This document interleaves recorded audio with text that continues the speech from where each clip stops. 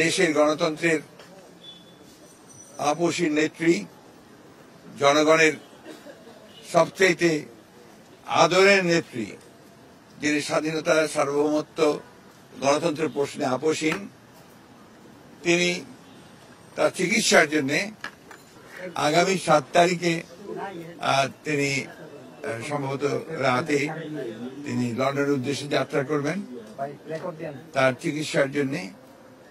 সেই কারণে আমরা জাতীয় স্থায়ী কমিটির সকল সদস্য আমরা আজকে এসেছিলাম তাকে বিদায় শুভেচ্ছা জানাতে, এবং সেই সঙ্গে আমরা তার সঙ্গে আলাপ করেছি এবং কথা বলেছি।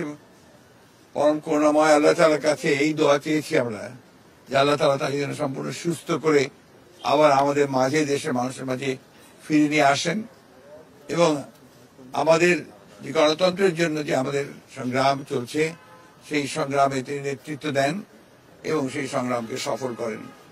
বাংলাদেশের মানুষের সেই প্রত্যাশাই আমরা আল্লাহ তাআলার কাছে এই দোয়া করছি যে তার এই যাত্রা যেন সফল হয়, তিনি সুচিকিৎসা করে আবার আমাদের মাঝে ফিরে আসতে পারেন।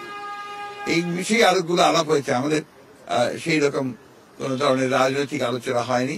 আমরা সবাই তিনি যেন সুস্থভাবে যেতে পারেন এবং ফিরে আসতে পারেন সেই কামনা করেছি। ধন্যবাদ আপনাদের।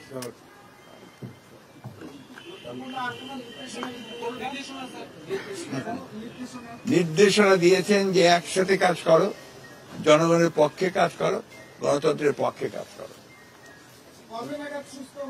এটাকে আমি বলতে পারি, কি বলবো বলেন, চিকিৎসকরা বলে। আমরা আশা করি খুব শীঘ্রই তিনি চিকিৎসা শেষে ফিরে আসবেন।